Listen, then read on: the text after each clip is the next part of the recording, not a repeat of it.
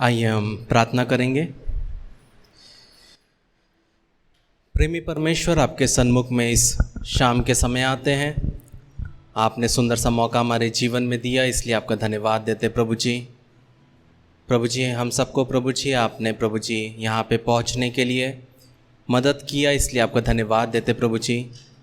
इस साल के शुरुआत से लेकर अभी तक प्रभु जी आप हमारे साथ रहे प्रभु जी। अनेक लोग प्रभु जी इस दुनिया को छोड़ के चले गए, लेकिन आपने हमें जीवितों के बीच में रखा प्रभु जी, इसलिए आपका धन्यवाद देते हैं प्रभु जी। जिस कार्य के तहत प्रभु जी आपने हमें चुना है प्रभु जी, वो कार्य को पूरा करने के लिए हमें मदद करिए प्रभु जी। जो लोग रास्ते में हैं प्रभु जी, उन्हें भी सुरक्षित रूप से पहुंचने के लिए मदद करिए प्रभु जी। और आज की ये सभा प्रभु जी हम सब के लिए एक आशीष का कारण होने पाए प्रभु जी। और जो लोग इसे यूट्यूब और फेसबुक पे देखते हैं प्रभु जी, उनके लिए भी प्रभु जी ये आशीष का कारण होने पाए प्रभु जी।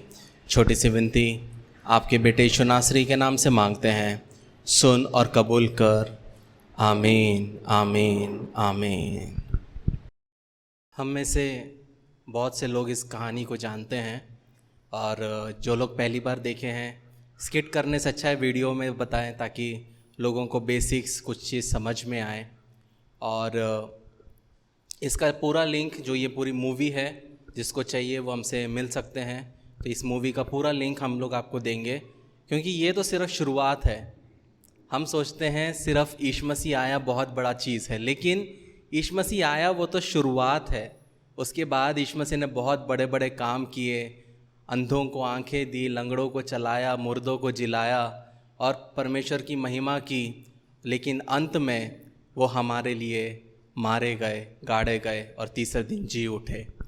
तो जब हम भजन संहिता 139 वर्सेस 14 पढ़ते हैं, मैंने ये इसलिए आपको वीडियो दिखाया क्योंकि मैं वो चीज़ों को बता के आपका टाइम ना वेस्ट करूं, और ताकि 20 मिनट्स में आपको एक बेसिक नॉलेज मिल जाए कि क्रिसमस क्या है, यीशु मसीह का जन्म है।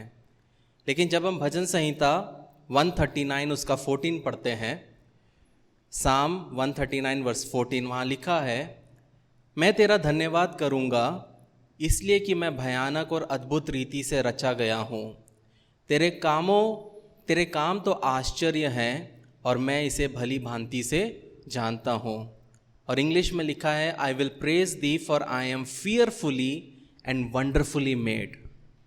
प्रियो, आप में से हर एक जन जो यहाँ पे उपस्थित हैं, ये चीज़ आपको गांठ बांध लेना है कि आपको परमेश्वर ने सृजा है, और परमेश्वर ने अपनी योजना के तहत सृजा है।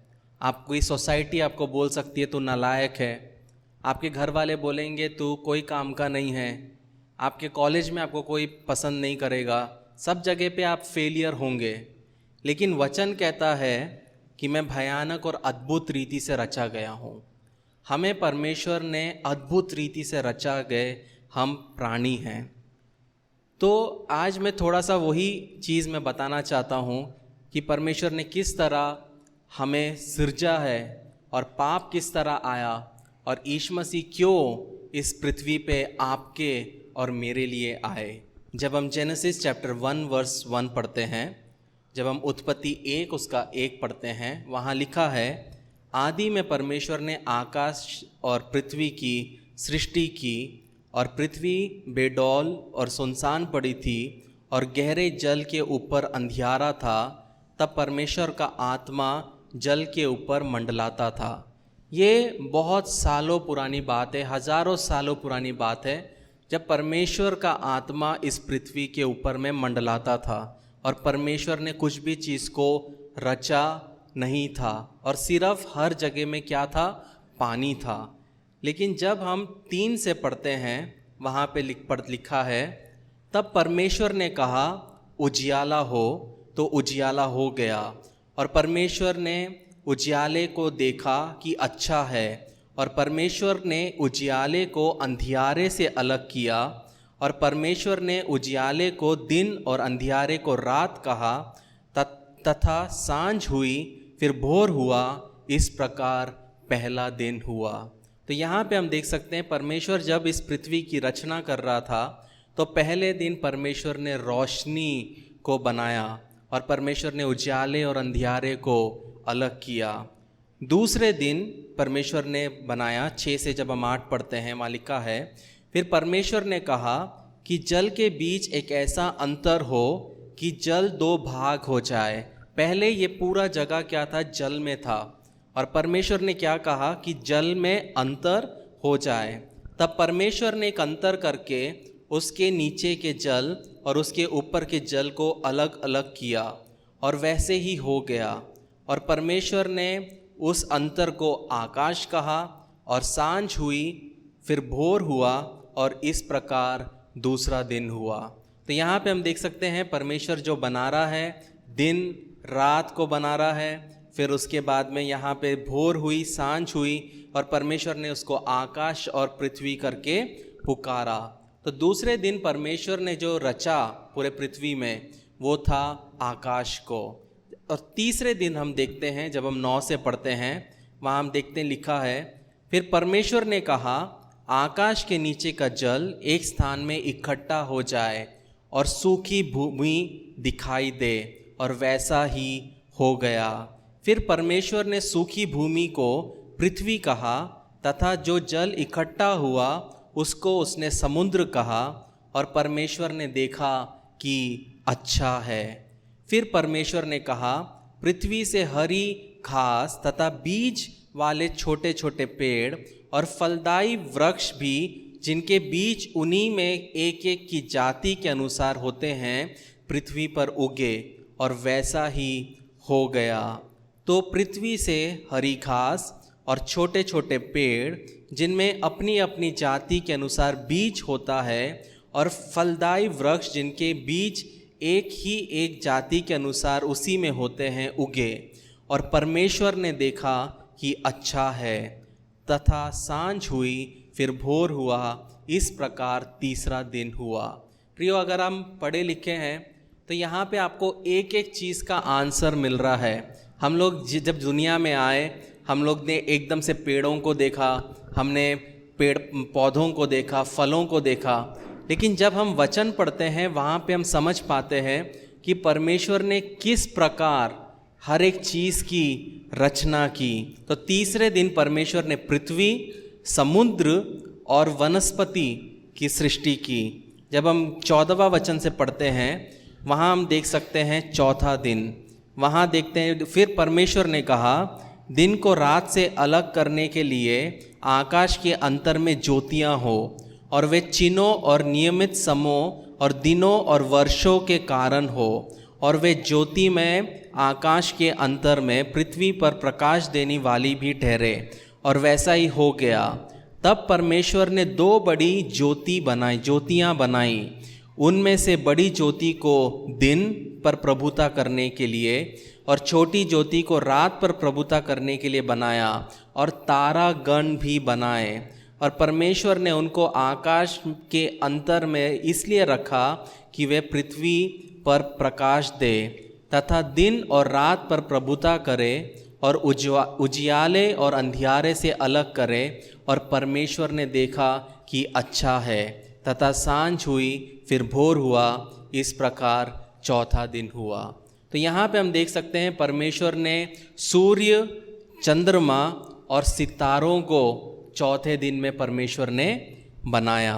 जब हम 5वें दिन में देखते हैं, वहाँ पे हम देखते हैं 20 से, फिर परमेश्वर ने कहा जल जीवित प्राणियों से बहुत ही भर जाए, और पक्षी पृथ्वी के ऊपर आकाश के अंतर में उड़े। इसलिए परमेश्वर ने जाति जाति के बड़े बड़े जल जंतुओं की और उन सब जीवित प्राणियों की भी सृष्टि की जो चलते फिरते हैं, जिनसे जल बहुत ही भर गया, और एक एक जाति के उड़ने वाली पक्षियों की भी सृष्टि की। और परमेश्वर ने देखा कि अच्छा है।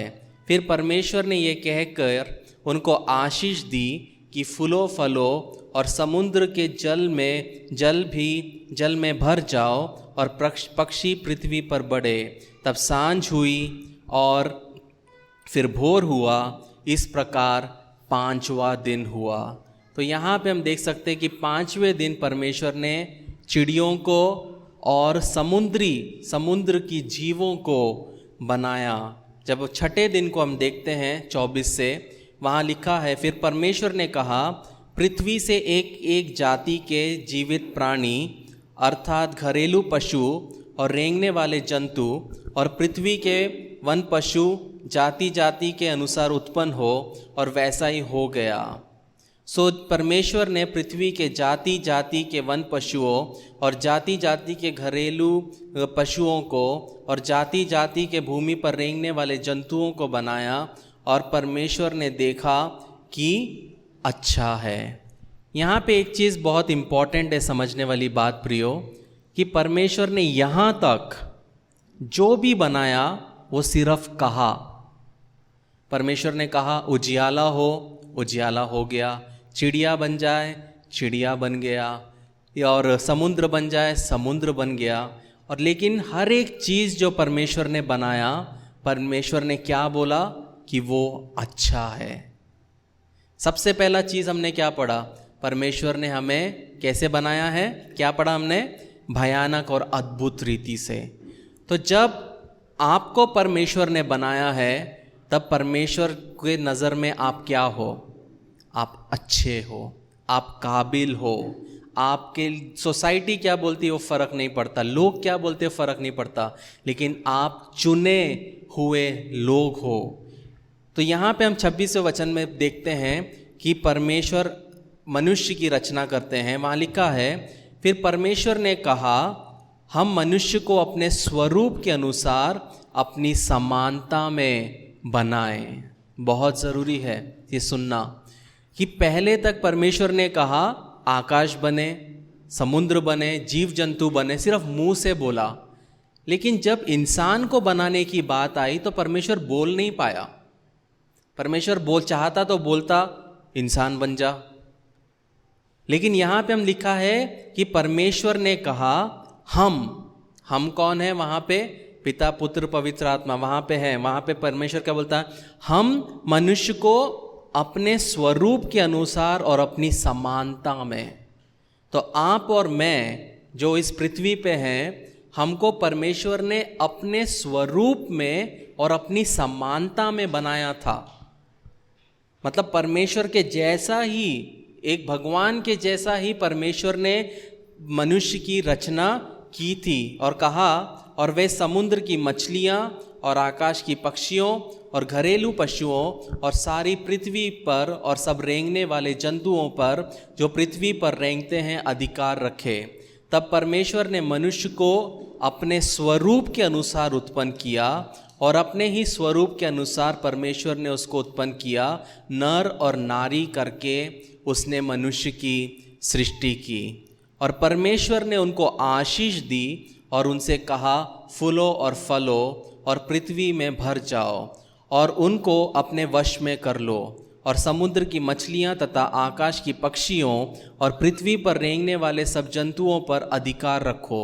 फिर परमेश्वर ने उनसे कहा, सुनो, जितने बीज बोने वाले छोटे छोटे पेड़ और सारी पृथ्वी के ऊपर हैं, और जितने वृक्षों में बीज वाले फल हैं, वे सब में से तुमको दिए हैं, वे तुम्हारे भोजन के लिए हैं। और जितने पृथ्वी के पशु और आकाश के पक्षी और पृथ्वी पर रेंगने वाले जंतु हैं, जिनमें जीवन का प्राण है, उन सब के खाने के लिए मैंने सब के सब हरे हरे छोटे पेड़ दिए हैं।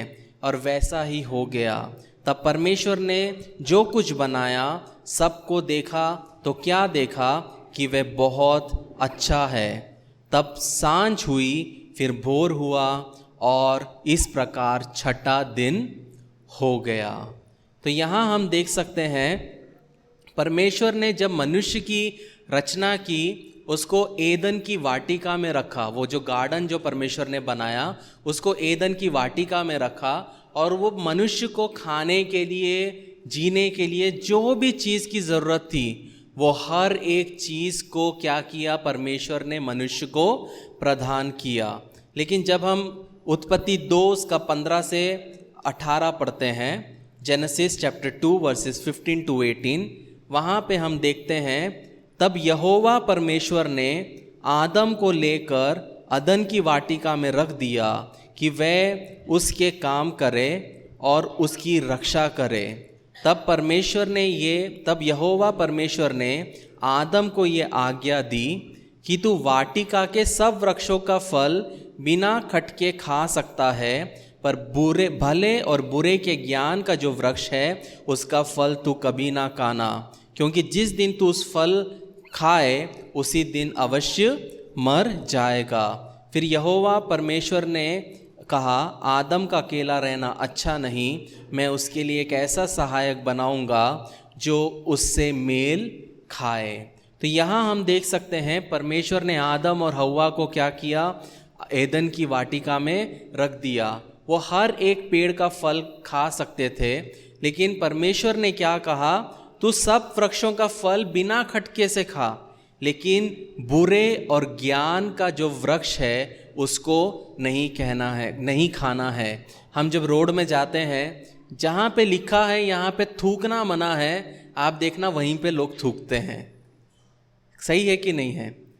वो एक इंसान का टेंडेंसी है, जो उसको बोला जाए नहीं करना वो वही करता है। अगर हम बोलेंगे शराब नहीं पीना तो शराब पीने की बहुत इच्छा होगी, सिगरेट नहीं पीना सिगरेट पीने की इच्छा होगी, तंबाकू नहीं खाना तंबाकू खाने की इच्छा होगी, व्यभिचार नहीं करना व्यभिचार करने की इच्छा होगी। तो वो इंसान के अंदर था। लेकिन परमेश्वर ने जब मनुष्य की रचना की तब परमेश्वर ने मनुष्य को क्या दिया, फ्री विल दिया। फ्री विल मतलब उसकी वो चूज कर सकता था उसको खाना है कि नहीं है।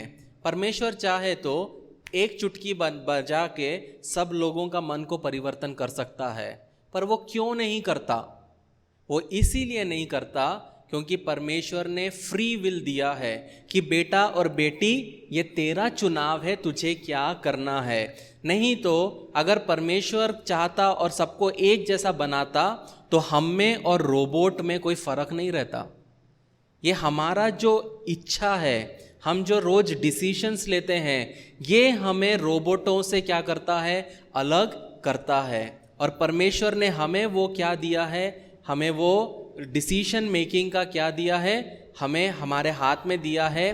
तुझे अच्छा चाहिए कि बुरा चाहिए, ये तू क्या कर, तू चूज कर। तुझे घूस लेना है कि तुझे सच्चाई से बिजनेस करना है, तुझे काम करना है, किस तरह काम करना है, उस तरीके से हमारे हाथ में परमेश्वर ने हमें क्या दिया है, अच्छा और बुरा। और यहाँ पे परमेश्वर ने आदम को क्या बोला, किसको बोला, आदम को, कि अगर तू इस पेड़ का फल खाएगा तो तू मर जाएगा। और जब हम 2:21 पढ़ते हैं, वहाँ पे हम देखते हैं कि परमेश्वर औरत की रचना करता है। पहले परमेश्वर ने नर नारी करके एक बनाया, फिर यहाँ पे परमेश्वर एक औरत को बनाता है, क्योंकि हमने 18वां वचन पढ़ा, उसमें लिखा है, यहोवा परमेश्वर ने कहा, आदम का अकेला रहना अच्छा नहीं, मैं उसके लिए एक ऐसा सहायक बनाऊं जो उससे मेल खाए। आदम के लिए मेल खाने लायक परमेश्वर ने क्या किया, उसके लिए एक साथी को बनाया। परमेश्वर ने ये नहीं बोला यहाँ पे बहुत सारे जानवर हैं, जिसके साथ जो करना है कर ले, ऐसा नहीं बोला। आपने कभी देखा है एक बकरी को कुत्ते के साथ में? देखा है कभी? नहीं देखा है। क्यों? क्योंकि वो अपने जातियों के बीच में क्या करते हैं, बढ़ते जाते हैं। वैसे ही जब परमेश्वर ने हमको बनाया, तो मनुष्य को जब बनाया तो मनुष्य के लायक, नर के लायक क्या बनाया, औरत को बनाया। जब हम 21 से पढ़ते हैं, वहाँ लिखा है, तब यहोवा परमेश्वर ने आदम को भारी नींद में डाल दिया, और जब वह सो गया तब उसने उसकी एक पसली निकाल कर उसकी सांस संती मांस भर दी, और यहोवा परमेश्वर ने उस पसली को जो उसने आदम में से निकाली थी स्त्री बना दिया, और उसको आदम के पास ले गया। और आदम ने कहा, अब ये मेरी हड्डियों में की हड्डी और मेरे मांस का मांस है, इसका नाम नारी होगा, क्योंकि ये नर में से निकाली गई है। इस कारण पुरुष अपने माता पिता को छोड़कर अपनी पत्नी से मिला रहेगा और वे एक तन बने रहेंगे। और आदम और हव्वा, आदम और उसकी पत्नी दोनों नंगे थे पर लज्जाते नहीं थे। तो यहाँ पे हम देख सकते हैं पाप के पहले का समय, जब परमेश्वर ने आकाश और पृथ्वी की रचना की, परमेश्वर ने आदम के लिए आदम नहीं बनाया, परमेश्वर ने आदम के लिए हव्वा बनाया। एडम के लिए स्टीव नहीं बनाया, एडम के लिए ईव बनाया। तो यहां पे हम देख सकते हैं कि परमेश्वर पहला ऑपरेशन कर रहा है। सबसे पहला ऑपरेशन परमेश्वर ने किया, आदम को सुला के उसकी पसली निकालकर उससे परमेश्वर ने स्त्री की रचना की। कहाँ से पसली ली? पैर से नहीं ली ताकि पर उसको दबाए, सर से नहीं ली कि वो सर के ऊपर चढ़े, बल्कि पसली से ली। मतलब इक्वल, परमेश्वर के सामने इक्वल रहना बहुत ज़रूरी है। मैं हमेशा कहता हूँ आदमियों से कि पत्नी बाई नहीं है, वो आपके सर का मुकुट है, वो परमेश्वर की बेटी है। और जब तक आप अपनी पत्नी का इज्जत मान सम्मान नहीं करोगे, आप कितना भी उपवास प्रार्थना कर लो, आपकी प्रार्थना सुनी नहीं जाएगी। पत्रस पढ़ लो। तो परमेश्वर ने पत्नी को हमारे साथ में जोड़ा है, वो हमारी पसली है, इक्वल दर्जा दिया है परमेश्वर ने बाइबल में। औरत को नीचे नहीं किया है, लेकिन परमेश्वर ने पर्पस जो था आदम और हव्वा का बनाने का वो डिफरेंट था। मनुष्य का, मैन का पर्पस है मेहनत करना, घर चलाना, और वुमन भी एक मैन है विद अ वूम। उसका पर्पस है कि बच्चा पैदा करना और परिवार को चलाना और गृहस्थी को बढ़ाना। लेकिन परमेश्वर के सामने दोनों क्या है? मैन एंड वुमन, दोनों मैन है, लेकिन दोनों का पर्पस अलग है। आदमी को ज़्यादा ताकत दिया है ताकि वो मेहनत करे और मेहनत करके वो घर चलाए, और परिवार चलाने के लिए औरत को, परिवार बढ़ाने के लिए औरत को परमेश्वर ने एक वूम दिया है, और वो उसका पर्पस है। जब भी ये उल्टा होता है, जब आदमी औरत बनने की कोशिश करता है और औरत आदमी बनने की कोशिश करते हैं परिवार में, वहीं पे परिवार टूटते हैं। लेकिन जो परिवार में पति पति का फर्ज निभाता है, पत्नी पत्नी का फर्ज निभाती है, वो परिवार में सुख, शांति, चैन, अमन रहता है। जब हम 3 उसका 1 से 8 पढ़ते हैं, इसके पहले क्या लिखा है? हमने जो 25 पढ़ा, वो नंगे थे लेकिन उनमें लज्जा नहीं थी। परमेश्वर ने उनके अंदर में, क्योंकि बुरे और भले का उनके अंदर में क्या नहीं था? ज्ञान नहीं था। उनकी सोच जो थी पवित्र थी। क्यों? क्योंकि हमने पढ़ा परमेश्वर ने मनुष्य को अपने स्वरूप में और अपनी समानता में बनाया। तो परमेश्वर पवित्र है, उसकी सोच पवित्र है, तो ऑब्वियसली जो मनुष्य परमेश्वर ने बनाया वो भी पवित्र था। लेकिन परमेश्वर ने उन दोनों को क्या दिया? चॉइस दिया कि ये तुम्हारा चॉइस है, मैं तुमको यहाँ रख रहा हूँ, और बीच में ज्ञान का, बुरे और भले ज्ञान का वृक्ष भी बीच में रख दिया। जब हम 3 अध्याय का 1 से पढ़ते हैं, वहाँ लिखा है, यहोवा परमेश्वर ने जितने बनेल पशु बनाए थे उन सब में सर्प धूर्त था, और उसने स्त्री से कहा, क्या सच है कि परमेश्वर ने कहा कि तू इस वाटिका के किसी वृक्ष का फल ना खाना? स्त्री ने सर्प से कहा, इस वाटिका के वृक्षों के फल हम खा सकते हैं, पर जो वृक्ष वाटिका के बीच में है उसके फल के विषय में परमेश्वर ने कहा है कि ना तो तुम उसको खाना और ना उसको छूना, नहीं तो मर जाओगे। तब सर्प ने स्त्री से कहा, तुम निश्चय ना मरोगे। यही चीज होता है प्रियो हमारे जीवन में। यहां पे हम देख सकते हैं कि शैतान क्या बोल रहा है, सर्प क्या बोल रहा है स्त्री को, कि अगर तुम खाओगे तो तुम मरोगे नहीं। जब हमारे दोस्त हमको बोलते ले शराब का 1 पैग मार ले, और आपके अंदर से बोलेगा आत्मा नहीं, तब शैतान बोलेगा कोई बात नहीं, 1 ही पैग है, पी ले। जब दोस्त बोलेगा सिगरेट पी ले, कुछ नहीं होता, आपके अंदर से बोलेगा नहीं पीना चाहिए, खराब है, शैतान बोलेगा कुछ नहीं होता, पी ले। यही चीज अदन की वाटिका में शुरुआत से शैतान काम किया। और यहां पे हम देख सकते हैं 5वां वचन में क्या लिखा है, वो सर्प बोलता है, वरन परमेश्वर आप जानता है कि जिस दिन तुम उसका फल खाओगे उसी दिन तुम्हारे आँख खुल जाएंगी और तुम भले बुरे का ज्ञान पाकर परमेश्वर के तुल्य हो जाओगे। यहाँ पे शैतान क्या कर रहा है? स्त्री को लुभा रहा है, बेवकूफ़ बनाने की कोशिश कर रहा है। और फिर इसमें लिखा है 6वां वचन, सो जब स्त्री ने देखा कि उस वृक्ष का फल खाने में अच्छा और देखने में मन भाव और बुद्धि देने के लिए चाहने योग्य भी है, तब उसने उसमें से तोड़कर खाया और अपने पति को भी दिया और उसने भी खाया। तब उन दोनों की आंखें खुल गई और उनको मालूम हुआ कि वे नंगे हैं। सो उन्होंने अंजीर के पत्ते जोड़कर लंगोट बना लिए। तब परमेश्वर, यहोवा परमेश्वर, जो दिन के ठंडे समय वाटिका में फिरता था, उसका शब्द सुनकर शब्द उनको सुनाई दिया।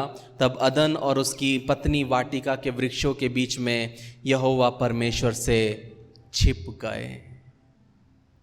यहाँ तक क्या होता था? परमेश्वर के साथ मनुष्य का एक क्या था? सहयोग था। परमेश्वर से बात करता था, परमेश्वर से मिलता था, उसको कोई शर्म नहीं थी, पवित्र था।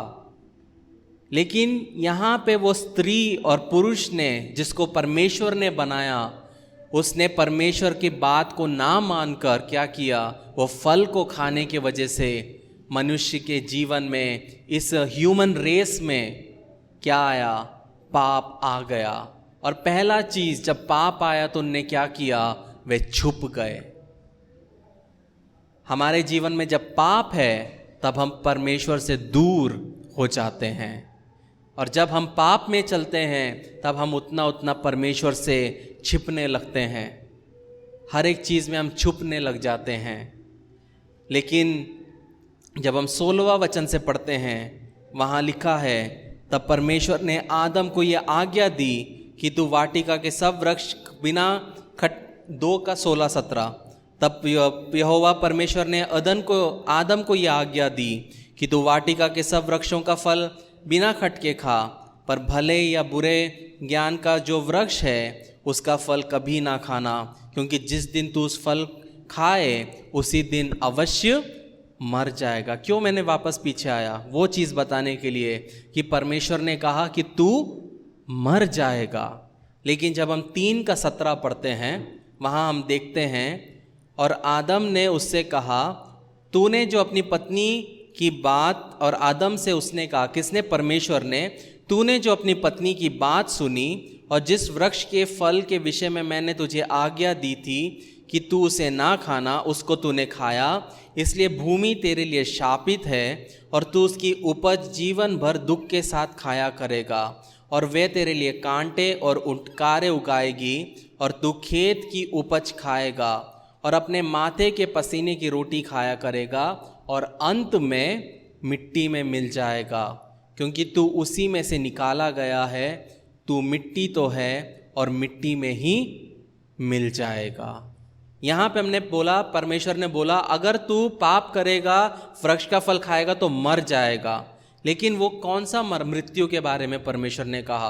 परमेश्वर ने एकदम से आके उनका गला धड़ से अलग नहीं किया, पर वो उनका शारीरिक मृत्यु के बारे में कह रहा था।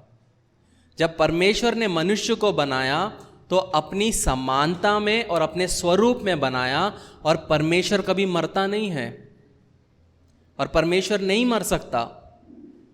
तो यहाँ पे हम देखते हैं कि परमेश्वर ने जब मनुष्य को बनाया वो हमेशा के लिए बनाया।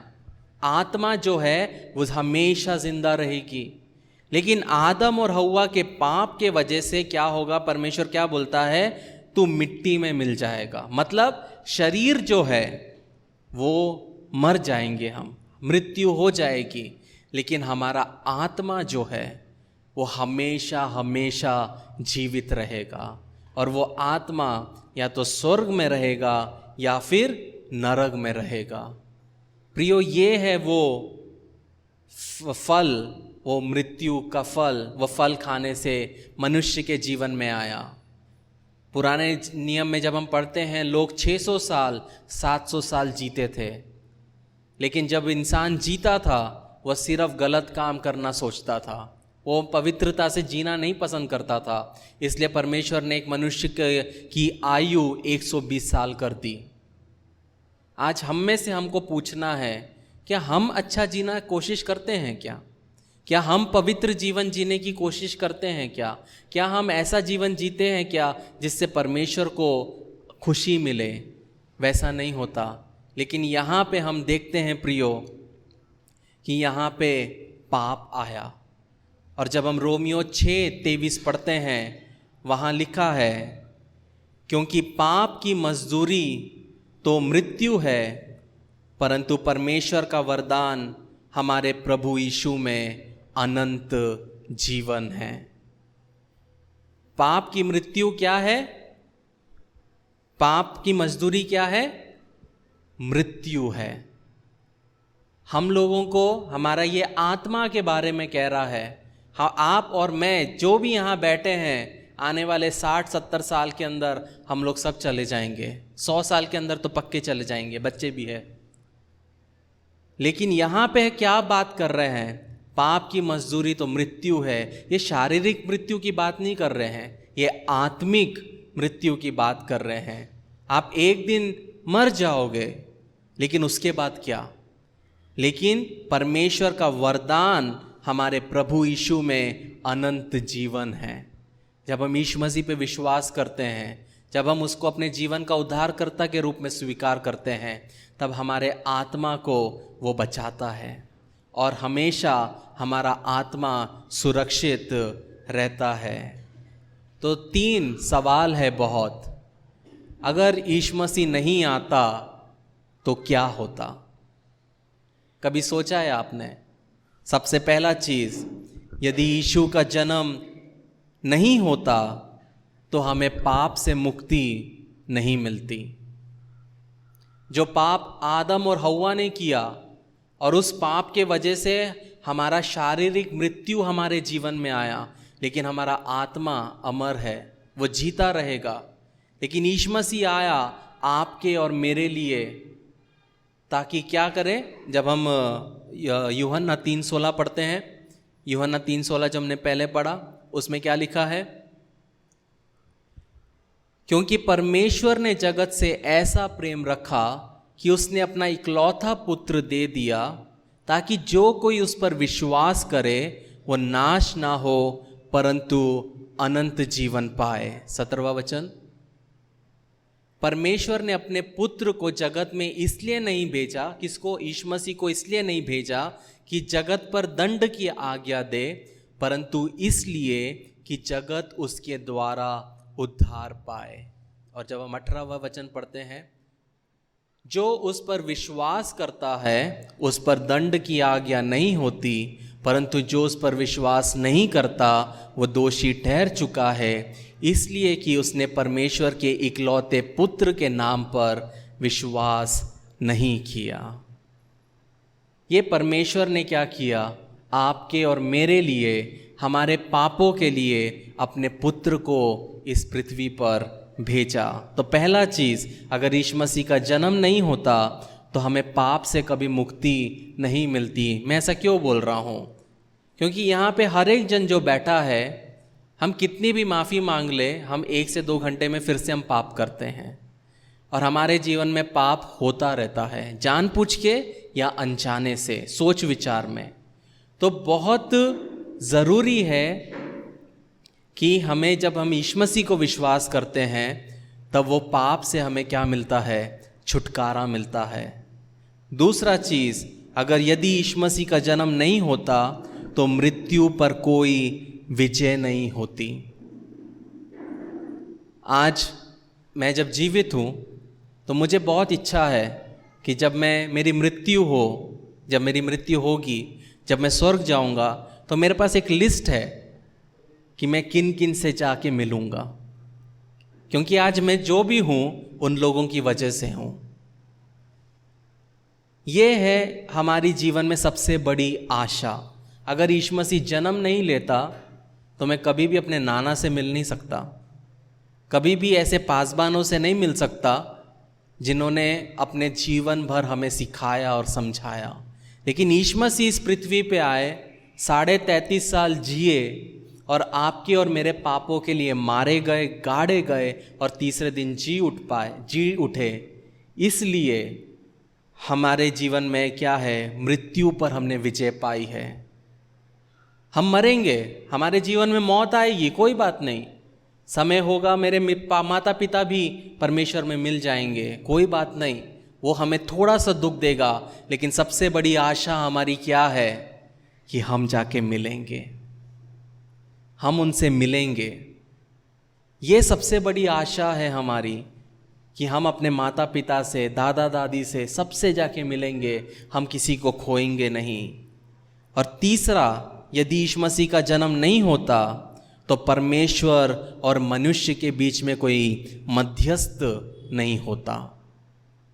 उसका मतलब क्या है, अगर मैं स्वर्ग जाऊंगा तो इसलिए नहीं जाऊंगा कि मैंने बहुत पवित्र जीवन जिया है, मैं इसलिए नहीं जाऊंगा कि मैं आपसे बेहतर हूं। जैसे सोच विचार में आप गिरते हो, जैसे पाप आप करते हो, जो सोच विचार से आप जूझते हो, वही सब मुझ में भी आते हैं। पर हम क्यों स्वर्ग जाएंगे? क्योंकि यीशु मसीह हमारे लिए इस पृथ्वी पर आया, 33.5 साल वो जिया, मारा गया, गाड़ा गया और तीसरे दिन जी उठा। तो जब मैं यीशु मसीह पे विश्वास करता हूँ, परमेश्वर पवित्र है, मेरे जीवन में पाप है, तो लेकिन जब मैं यीशु मसीह पे विश्वास करता हूँ, उसको अपने जीवन का उद्धारकर्ता के रूप में स्वीकार करता हूँ, तो जब परमेश्वर मुझे देखता है तो वो मुझे नहीं देखता, वो अपने बेटे को देखता है। इसीलिए हम में से बहुत लोग, हमने जीवन में बहुत पाप किया है, हमने बहुत सारे चीज़ टेकन फॉर ग्रांटेड लिया है, फिर भी जब हम मरेंगे हमको स्वर्ग मिलेगा। क्यों? क्योंकि यीशु मसीह के वजह से, क्योंकि यीशु मसीह हमारे लिए मारे गए। इसका मतलब क्या है, हम पाप करते रहे? नहीं।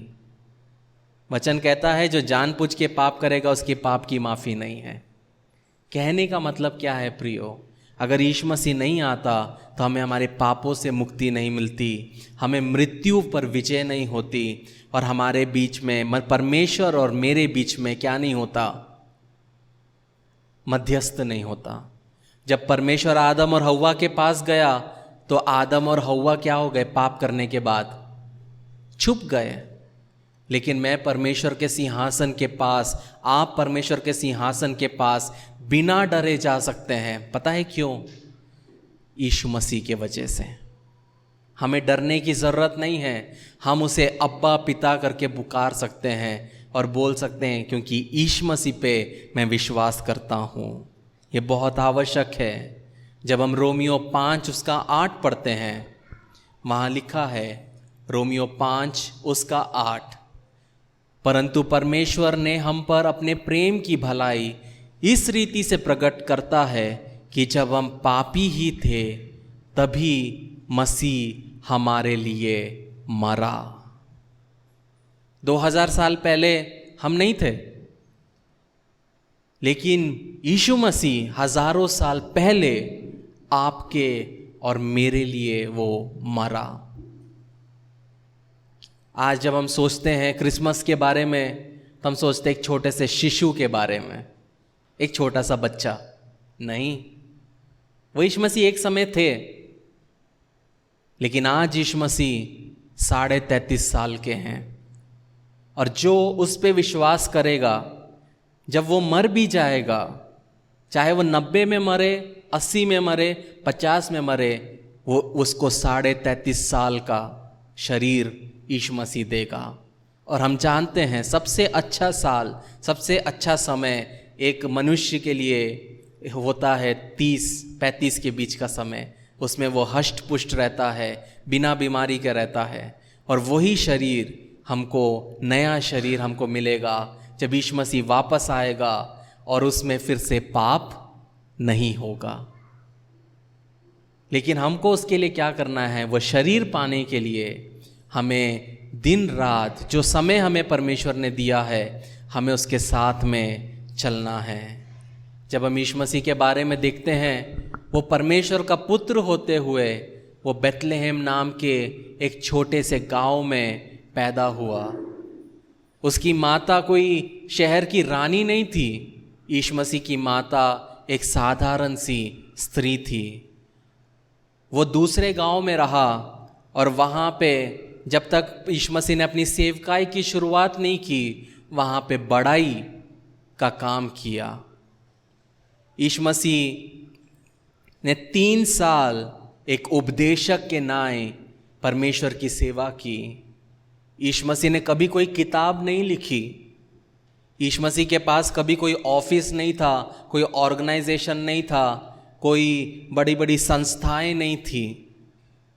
यीशु मसीह के पास कहने के लिए खुद का घर नहीं था। यीशु मसीह कोई कॉलेज में नहीं गए, कोई महाविद्यालय में कभी नहीं गए। यीशु मसीह कभी कोई बड़े शहरों में नहीं गए। 200 मील के अंदर में यीशु मसीह ने 3.5 साल की अपनी सेवकाई को पूरा किया। आज जैसे ही कोई मिनिस्ट्री में उतरता है, सीधा बोलता है मेरे को अमेरिका जाना है, मेरे को ऑस्ट्रेलिया जाना है। अपने शहर को नहीं जीतना है, अमेरिका जाना है।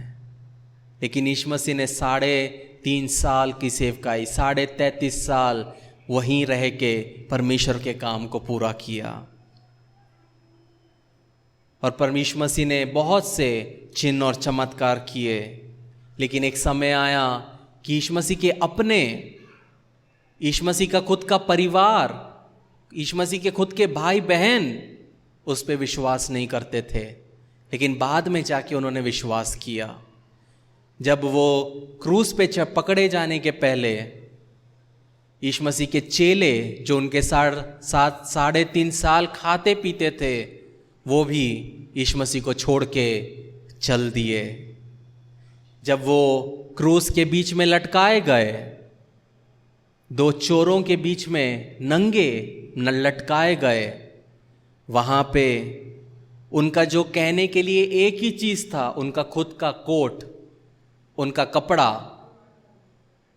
और वो भी जो वहाँ के जो सैनिक लोग थे, वो कपड़े को भी उन्होंने जुआ खेल के हथिया लिया।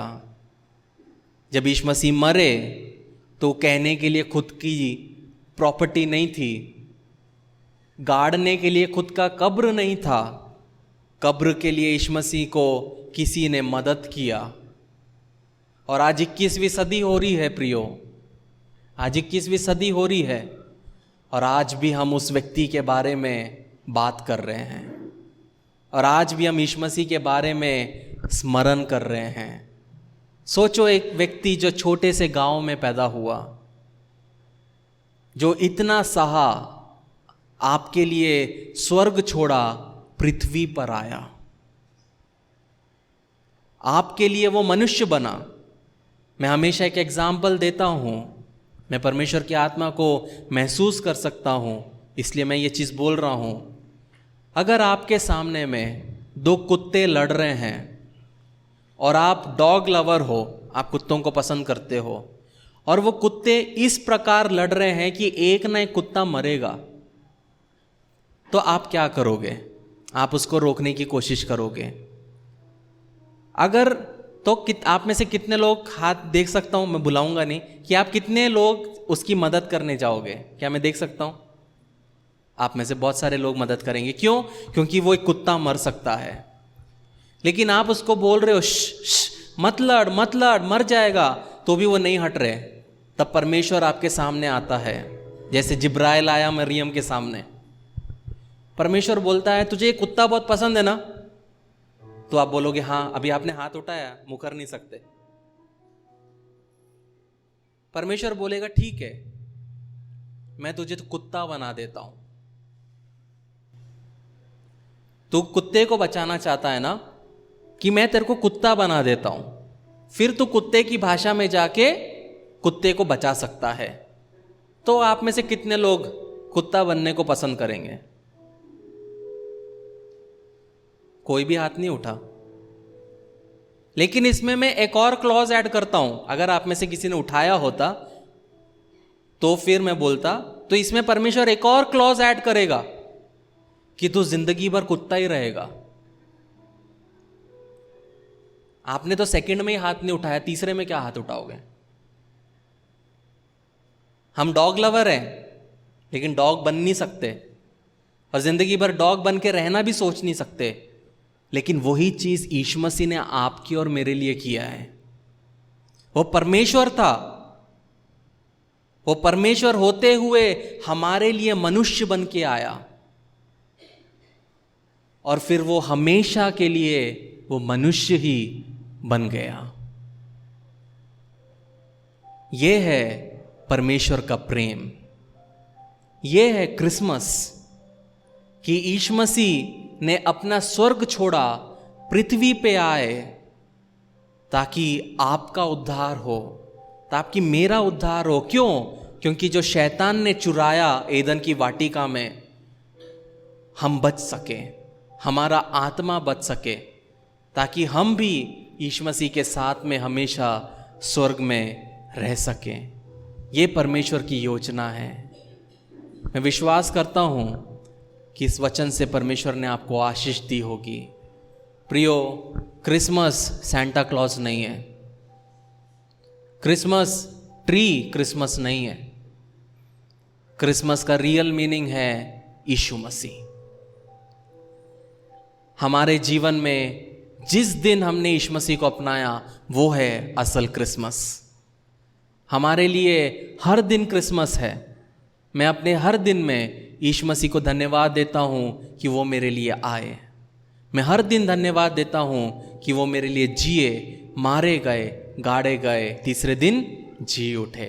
एक मसीही के लिए हर एक दिन क्रिसमस है, हर एक दिन गुड फ्राइडे है, हर एक दिन ईस्टर है। लेकिन जो मसीह में नहीं चलता, उनने ईसीजी किया है, ECG Christians, Easter, Christmas, good Friday. उनके लिए साल में सिर्फ 3 दिन वो मसीह हैं। लेकिन हमारे लिए क्रिसमस, ईस्टर, गुड फ्राइडे हर दिन है, क्योंकि हमें हर दिन स्मरण करना है कि यीशु मसीह हमारे लिए आया, हमारे लिए मारा गया, गाड़ा गया, तीसरे दिन वो जी उठा, ताकि आप और मैं उद्धार पा सकें, ताकि हम परमेश्वर के पास जा सके और उसे अब्बा पिता करके बुला सकें।